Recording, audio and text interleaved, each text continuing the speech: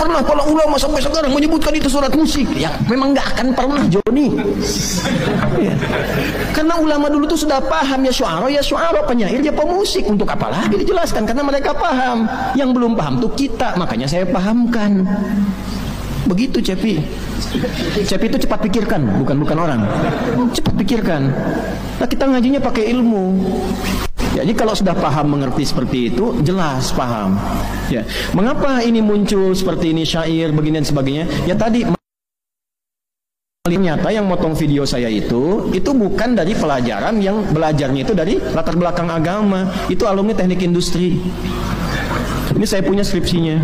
Karena ternyata yang motong video saya itu bukan dari pelajaran yang belajarnya itu dari latar belakang agama. Itu alumni teknik industri. Ini saya punya skripsinya. Alumni UII masuk di UII. Ya, kemudian 27 Februari 2007 itu sidang skripsi. Ini jurusan teknik industri masih ada nih. Tugas akhirnya di saya. Tulis catatannya. Lalu pulang ke daerahnya, saya nggak usah sebut, jadi PNS. Itu di PNS, ayahnya kan juga suka ngajar, suka berkhutbah, ikut-ikut khutbah dan sebagainya. Lalu umrah 2010 pulang dapat tugas belajar ke Saudi. Ya, di King Saud University. Nah, di King Saud ini bukan jurusan agama, engineering juga. Jadi nggak semua yang ke Saudi misalnya atau yang ke UIA atau ke Libya misalnya saja belajar agama, belum tentu. Ya, teman saya dulu ada, ya, alumni pertama pesantren saya itu ke Saudi, di kampus yang sama jurusannya pertanian dan perkebunan. Pulang ke Garut, ke daerahnya ke Garut, diminta ngajar tafsir, cerita ke saya. Yang dipertanyakan itu adalah Anda ngomong surat musik itu, mana ulama yang mendahului Anda dalam berbicara tentangnya? Kok Anda lancang gitu loh berbicara masalah agama yang Anda nggak punya ulama mu'tabar yang mendahului Anda? Kalau soal musiknya mah sudah lewat. Surat Asy-Syu'ara, surat musik, ini perkara sederhana sekali. Sesederhana kita sampaikan bahwasanya Walid bin Mughirah itu dulunya adalah pemimpin orang-orang Quraisy, pemimpin di Darun Nadwah. Kalau sekarang seolah-olah kayak DPR misal. Sesederhana itu. Karena menganalogikan. Bukan berarti kemudian arti harfiahnya seperti itu. Tapi balik lagi, ini perkara kecil sekali. Perkara perbedaan yang sudah ratusan tahun sebelumnya, ulama-ulama yang jauh lebih berkompeten sudah membahasnya sebelum kita, dan mereka sepakat untuk berbeda. Tapi sekali lagi, semuanya walaupun berbeda dalam fikih, semuanya sepakat bahwasanya Baitul Maqdis adalah tanah kaum muslimin. Bahwasanya darah kaum muslimin lebih berarti daripada segalanya. Bukankah hal itu yang harusnya kita ramaikan? Lebih aneh lagi kalau ada orang-orang yang mereka ramai dalam perkara-perkara kecil, tapi sama sekali mereka tidak pernah membahas, sama sekali mereka tidak pernah sibuk. Setidaknya mereka tidak meramaikan perkara-perkara Palestina sebagaimana mereka meramaikan perkara-perkara seperti musik. Tidak ada dalil dari hadis Nabi yang sah yang menentukan tentang alat musik kecuali satu hadis. Sayyidi ala ummati yuhilluna al-khirra wal khamra wal ma'azif. Akan datang pada umatku, mereka itu menghalalkan al-hir, perzinaan, wal khamra, dan minuman keras, wal ma'azif, dan alat-alat yang melalaikan. Para ulama mencermati, yang jelas diharamkan adalah musik yang menjadi ciri khas pezina dan pemabuk. Ini kalau sudah menjadi ciri khasnya, model lagunya, iramanya, setiap dikumandangkan langsung teringat mabuknya. Ini kan ulama membahas begitu. Sehingga yang da'bul fusak, model musik yang menjadi kebiasaan orang fasik. Karena setelah saya amati tidak mutlak haram, tinggal ini model musik seperti apa. Nah kalau sudah menjadi musik ciri khasnya, mohon maaf, orang buka aurat, mabuk dan sebagainya, ya jangan. Itu selesai. Saya ingin katakan bahwa saya menghalalkannya ini bukan mereka yakin itu haram, bukan. Mereka menghalalkannya itu karena ada syubhat. Orang yang menghalalkan musik, kita tidak mengatakan dia kafir, tidak. Karena dia menghalalkannya menurut dia. Ini hadisnya masih lemah. Kan segala sesuatu itu halal kecuali yang ada dalilnya. Ketika dalilnya lemah, anak rasa anak nggak mau ikut gitu kan. Apakah benar seperti itu? Ini hadis mengatakan mereka akan menghalalkan zina, sutra bagi kaum lelaki. Kemudian yang ketiga, khamr. Dan yang keempat, wal ma'azifa. Beliau mengucapkan kata-kata yang ringkas, tapi maknanya luas sekali. Beliau tidak mengatakan yang haram itu gendang, yang haram itu tombur, yang haram itu piano, enggak. Ma'azif. Ma'azif itu jam'u mi'zaf. Jamak dari mi'zaf. Mi'zaf itu artinya alat musik.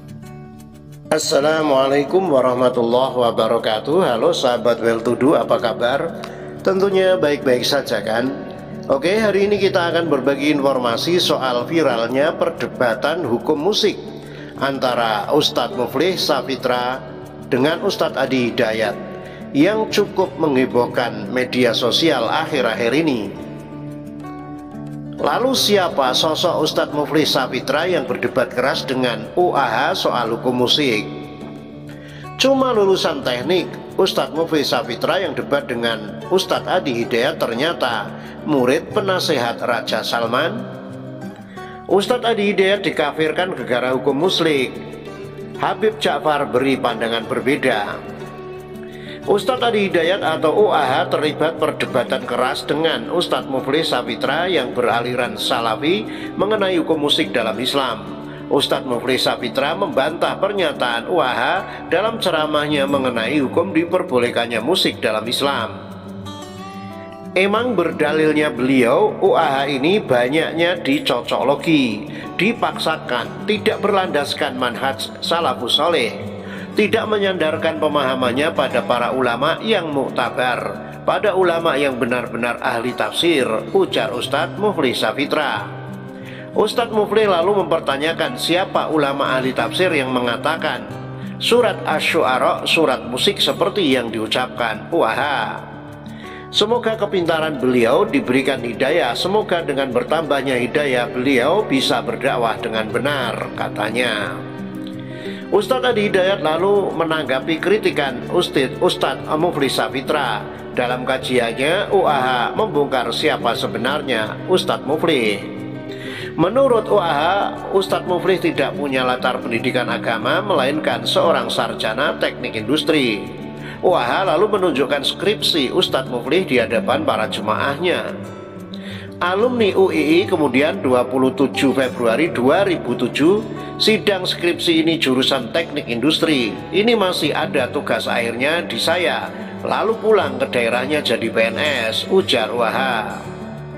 Profil Ustadz Muflih Safitra.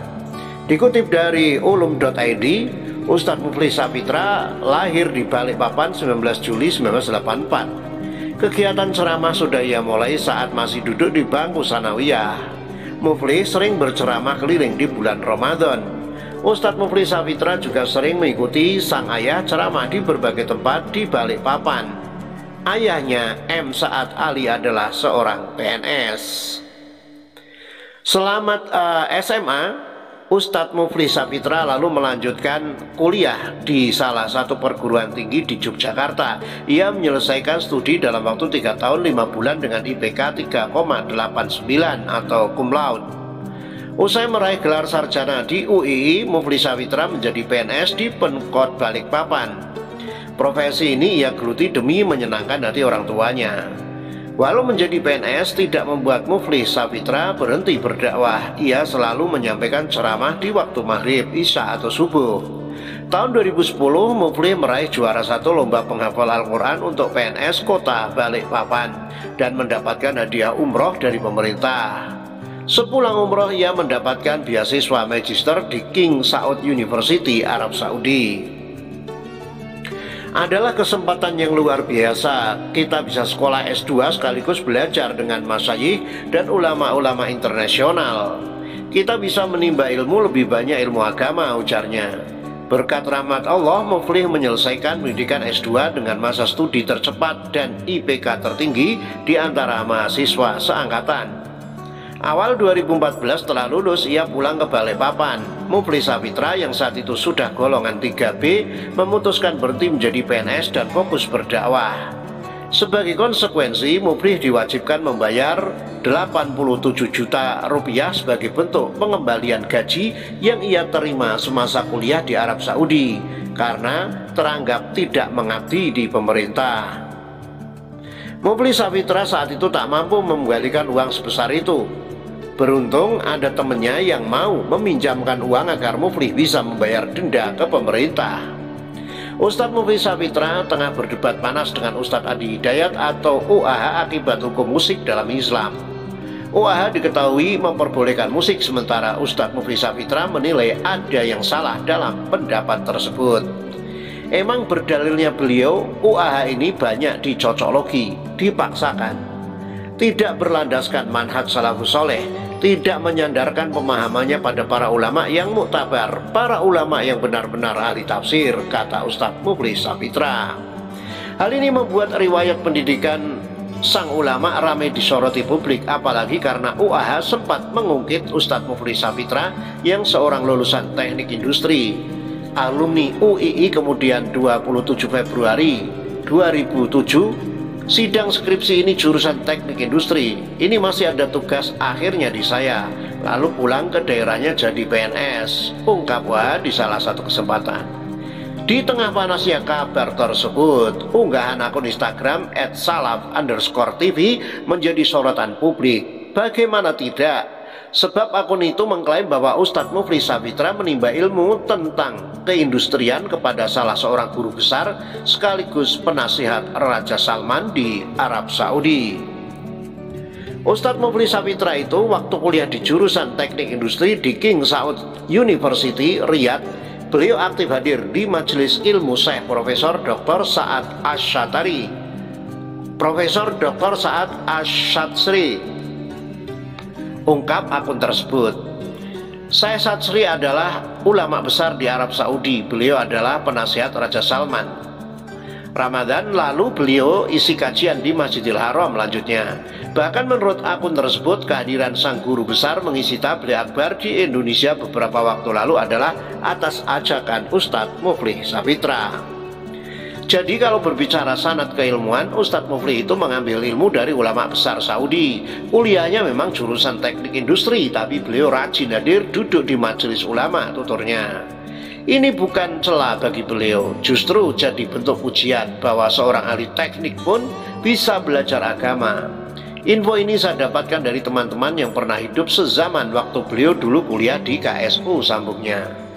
Untuk diketahui, Ustadz Muflis Safitra memang diriwayatkan pernah menempuh pendidikan S2 di King Saud University, Arab Saudi dengan jalur beasiswa. Konon sang ulama berhasil menyelesaikan pendidikan S2-nya dengan masa studi tercepat dan IPK tertinggi di antara rekan seangkatan. Ustadz Adi Hidayat dikafirkan gara hukum musik. Habib Ja'far beri pandangan berbeda. Ceramah Ustadz Adi Hidayat yang kini menghalalkan musik dalam ajaran Islam menuai pro dan kontra, termasuk dari kalangan para pendakwah sendiri. Bahkan ada sejumlah warganet yang sampai mengkafirkan Ustadz Adi Hidayat hanya karena pendapatnya soal hukum bermusik berbeda dari mereka. Salah satu pendakwah yang juga mengkritik pedas ceramah Ustadz Adi Hidayat adalah Ustadz Muflis Safitra. Menurutnya argumentasi yang dipakai UAH seringnya dipaksakan. Padahal video ceramah yang memicu kontroversi sudah dipotong dan disunting sehingga pesan yang dimaksud tidak tersampaikan dengan baik. Berkaitan dengan hal tersebut, pendakwah Habib Hussein Ja'far Al-Hadar memiliki pendapat yang berbeda. Ia tidak menghakimi salah satu kubu. Pertama-tama, panduannya sesuatu yang sifatnya khilafiyah. Terjadi perbedaan pendapat dalam satu hukum. Jangan kemudian yang satu memutlakkan dan menganggap yang lain salah, ujar Habib Ja'far. Dikutip dari kanal YouTube Andre Taulani Selasa 14 Mei. Habib Ja'far menekankan pentingnya toleransi dalam perbedaan pendapat soal hukum musik ini. Jangan sampai menganggap orang lain berdosa hanya karena menganggap musik halal, begitu sebaliknya. Yang menurut gua halal, kalau yang meyakini haram silakan. Jadi sebaiknya toleran, imbuhnya. Pendakwa asal Madura ini menjelaskan pandangan musik haram merujuk pada surat Luqman ayat 6 tentang perkataan yang sia-sia, atau juga merujuk pada salah satu sabda dari Nabi Muhammad, yaitu ketika musik itu di dalamnya ada unsur kemaksiatan, ya mabuk-mabukan jelasnya. Habib Ja'far menambahkan ketika dia membawa kepada hal-hal yang minimal sia-sia apalagi maksiat, maka di sana musik haram. Penulis buku ini juga mengatakan bahwa sebenarnya musik dapat digunakan sebagai ladang pahala. Demikian, semoga bermanfaat. Wassalamualaikum warahmatullahi wabarakatuh.